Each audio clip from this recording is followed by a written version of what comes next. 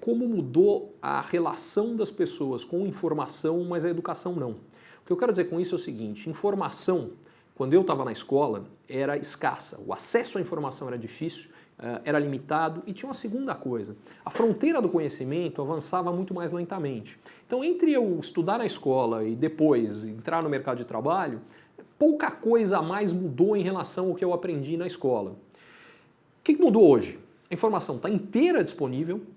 O problema hoje não é falta de informação, é excesso.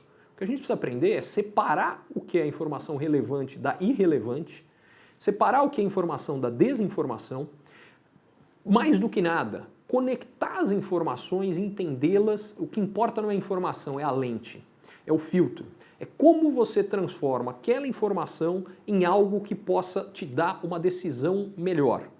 Porque no fundo, quer dizer, sucesso no sentido mais amplo, não só profissional, mas a gente alcançar o que a gente quer na vida depende da gente tomar as decisões certas. E tomar as decisões certas depende de boa informação, mas fundamentalmente de boa análise. Boa informação sozinha não faz nada. O que você precisa saber é, a partir daquela informação, como usá-la para o que você está querendo buscar, o que você quer construir na sua vida. Isso não importa qual é a sua área de atuação, o que você faz, se você é artista, economista ou nadador. Tanto faz. Como você transforma a informação em algo que vai te levar mais perto do teu objetivo.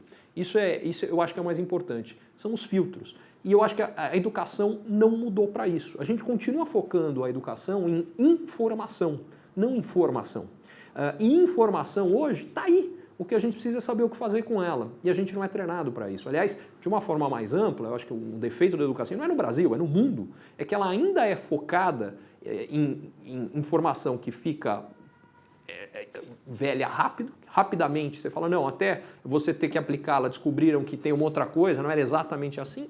E a informação está aí, está no Google. Qual é o professor que sabe mais do que o que você está carregando no seu bolso? Não existe. Então, isso é outra coisa, eu fico imaginando qual é o sentido hoje de uma prova sem consulta. Qual é a decisão que você precisa tomar que você não pode puxar o celular e checar e ver se aquilo que você está achando realmente bate? O que importa não é isso, é você saber usar. E a gente não é treinado para isso. Eu tive a chance de ver muita gente brilhante e bem-sucedida. E o que eu passei a querer entender é por que essas pessoas chegaram lá. E de uma forma geral, uma coisa que todo mundo sabe é que não necessariamente o melhor aluno da escola vai ser o mais bem-sucedido depois. Ou o pior vai ser o pior-sucedido. Você tem de tudo. Você tem bom aluno da escola que é bem-sucedido, que é mal-sucedido, mau aluno que é bem-sucedido. Me mostra o seguinte, a escola não está ensinando o que é importante para a vida depois. Porque se fosse o melhor aluno, ou os melhores, seriam os mais bem-sucedidos depois. Então vamos entrar nisso. E a partir daí eu montei um projeto educacional amplo, que vai desde altos executivos, donos de empresa, e num segundo momento eu quero pegar escolas públicas para desenvolver as habilidades que são importantes para as pessoas serem bem-sucedidas, que passam por resiliência, problema todo mundo enfrenta.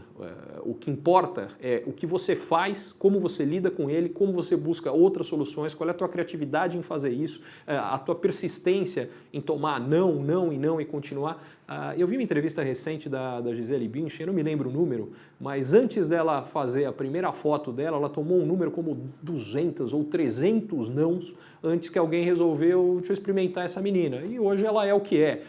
Esse é só um exemplo, mas vale para todo mundo. Eu não conheço nenhum empresário ou que seja, artista, esportista bem-sucedido. Eu pratiquei muito esporte, então o esporte para mim foi muito marcante. Os esportistas que eu convivi e que se tornaram depois grandes esportistas não eram inicialmente os mais talentosos. Eles tinham talento, algum talento, mas eles tinham uma força de vontade descomunal. Esses se tornaram os melhores depois. Os que eram originalmente, em termos de talento, os melhores, infelizmente não deram em nada, porque eles eram tão talentosos que faltou desenvolver a capacidade de esforço, de lidar com a frustração, enfim. O outro conseguiu isso, esses chegaram lá. O crescimento recente do empreendedorismo do Brasil é fantástico. É fantástico por uma razão muito simples. Normalmente, as maiores inovações, elas acontecem com mais frequência em empresas menores do que em empresas maiores. E a razão é muito simples. Uma empresa grande não pode arriscar tanto. Ela não pode arriscar tanto porque ela já está estabelecida, ela já tem um faturamento grande, ela já tem uma equipe grande. É mais difícil você fazer grandes mudanças muito ousadas.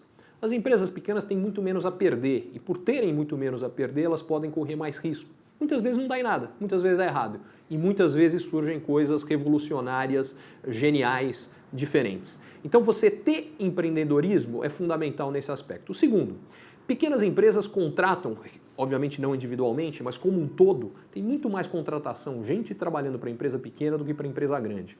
Então essas pequenas empresas geram emprego para muita gente. Agora, eu tenho uma preocupação, que é o sujeito que optou por ser empreendedor, porque ele tem uma motivação, algo que ele quer mudar, fundamentalmente, a motivação certa para alguém empreender é falar, tem algo que podia ser melhor do que é. Eu quero mudar algo para melhor. Essa é a motivação certa. Enquanto a motivação for, eu perdi meu emprego, não vou conseguir me colocar, espero que ele desenvolva essa motivação, porque senão a chance que ele quebre a cara não é pequena. Porque empreender pode parecer fácil, todo mundo tem esse sonho, vou ser dono do meu nariz, vou fazer. Só que encarar não é nem um pouco fácil. Requer muito mais esforço do que a maioria imagina, muito mais trabalho. Certamente ele vai encontrar um monte de dificuldades. Se ele não tiver a resiliência de lidar com as dificuldades e continuar e não perder a motivação, porque você precisa se automotivar. Quando você é parte de uma equipe grande, onde tem alguém falando, não, vamos lá, é uma coisa. Quando você é o responsável por fazer isso frente às dificuldades, é muito maior. A contrapartida, o potencial de ganho, não só financeiro, mas de ganho de contribuição para a sociedade, o potencial de satisfação de falar, pô, fiz isso acontecer, é gigantesco. Em outras palavras, eu não acho que empreendedorismo é para todo mundo, definitivamente não é, mas eu acho que ele é uma tremenda, para o país ele é fantástico e eu acho que para as pessoas que têm o perfil certo, também pode ser. Eu posso dizer por experiência própria, eu trabalhei durante quase 20 anos em grandes instituições financeiras, há 8 anos eu montei a minha empresa, a Rican Consultoria, com uma série de expectativas que na maioria não aconteceram como eu imaginava. Uma das expectativas que eu tinha quando eu montei a minha empresa era trabalhar menos, aconteceu o contrário, eu trabalho muito mais. Agora, eu tinha uma expectativa de contribuir mais de uma forma geral, e essa eu estou para lá de satisfeito, de ter mais satisfação pessoal, eu estou, de trabalhar com projetos que eu considero mais interessantes, eu estou, financeiramente foi uma ótima, enfim. Então o meu ponto é, tem muita coisa positiva, mas a gente precisa sair dos sonhos. Eu costumo brincar que o cara que está com a ideia de empreender como, não, eu vou fazer isso porque eu vou ganhar muito dinheiro, ele até pode vir a ganhar muito dinheiro, mas antes ele vai ter que ralar feito um desgraçado, tem que estar disposto a fazer isso e possivelmente por algum tempo ganhando menos, pode ser que aconteça. Enfim, então eu acho que não é para qualquer um, mas para quem é, caia de cabeça, recomendo, para mim foi ótimo.